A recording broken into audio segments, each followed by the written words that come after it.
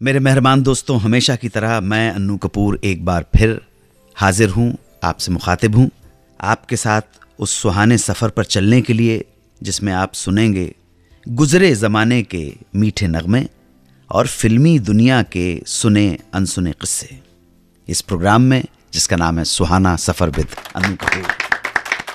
धन्यवाद। सिर्फ 92.7 big FM पर आज जो किस्से आपके लिए लेकर आया हूँ उसका ट्रेलर। आज मैं उस नौजवान की कहानी सुनाऊंगा जो बनना तो चाहता था वकील, नाम कमाना चाहता था वकील बनकर, मगर हालात ऐसे बने कि उसे जेल जाना पड़ा और फिर वक्त ने, नियति ने, डेस्टिनी ने उसे बना दिया प्रोड्यूसर, डायरेक्टर। कौन था ये पता लगेगा आज, और बताऊंगा कि कैसे 50s की एक मशहूर गायिका सुधा मल्होत्रा की शादी से ठीक पहले एक बड़े अखबार ने उनके रोमांस की, प्रेम प्रसंग की खबरें छाप दी। विवाद इतना बढ़ गया कि उन्हें शादी के बाद फिल्मों से किनारा करना पड़ा। आज उस संगीतकार के बारे में भी बताऊंगा जिसने पहला काम दिया लता मंगेशकर को, ब्रेक दिया लता मंगेशकर को। और जनाब, ये शख्स गुलाम हैदर नहीं थे, तो फिर वो कौन थे? इस राज का खुलासा भी आज की महफिल में।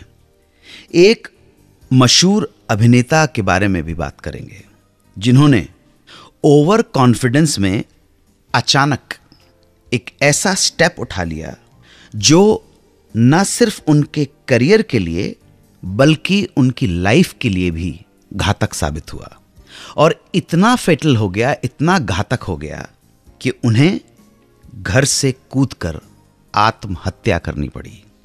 आज की महफिल में ये राज भी खुल जाएगा कि जॉय मुखर्जी की पहली फिल्म लव इन शिमला नहीं थी। राज खुलेंगे बहुत सारे। सबसे पहले बात उस नौजवान की जिसका सपना था वकील बन के नाम कमाने का, लेकिन सर्कमस्टांसेस ने, नियति ने उसे बना दिया निर्माता निर्देशक फिल्मों का, और खूब नाम कमाया, फिल्में बनाई। लव मैरिज, जंगली, अप्रैल फूल, शागिर्द, अभिनेत्री, शर्मीली, और इनका नाम था सुबोध मुखर्जी। अपने सपने को पूरा करने के लिए सुबोध मुखर्जी अपने शहर झांसी से लखनऊ चले आए थे। कॉलेज में एडमिशन लिया और लॉ की पढ़ाई करनी शुरू की। ये था दौर 1942 का। क्विट इंडिया मूवमेंट, भारत छोड़ो आंदोलन शुरू हो चुका था। जवानी का जोश और अपने देश, अपनी मातृभूमि के लिए कुछ कर दिखाने का, कुछ करने का जज्बा। सो आओ देखा ना ताओ, सुबोध फ्रीडम स्ट्रगल में कूद पड़े।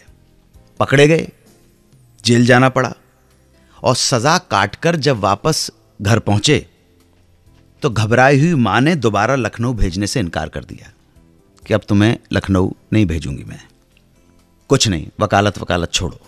तो ये वकील बनने का सपना ही रह गया। छोटा सा शहर झांसी, करने को कुछ नहीं।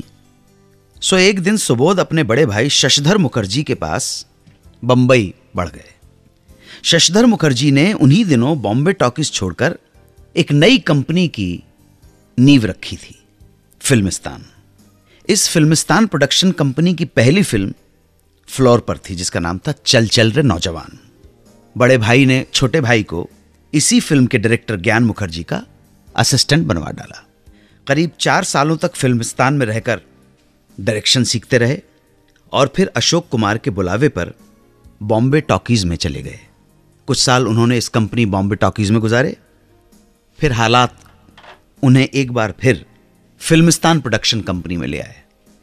फिल्मिस्तान के बैनर में उन्होंने जो पहली फिल्म बनाई एज ए डायरेक्टर वो थी 1955 में रिलीज हुई मुनीम जी। 1957 में पेइंग गेस्ट बनाई और फिर फिल्मिस्तान छोड़कर अपने नाम का ही बैनर एस्टैब्लिश कर लिया, सुबोध मुखर्जी प्रोडक्शंस।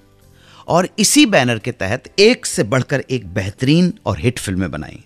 एक इंटरव्यू में दादा सुबोध मुखर्जी ने खुद कहा था, इंसान के बस में कुछ नहीं है।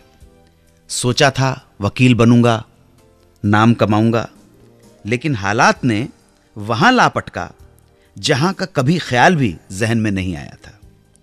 समय बड़ा बलवान।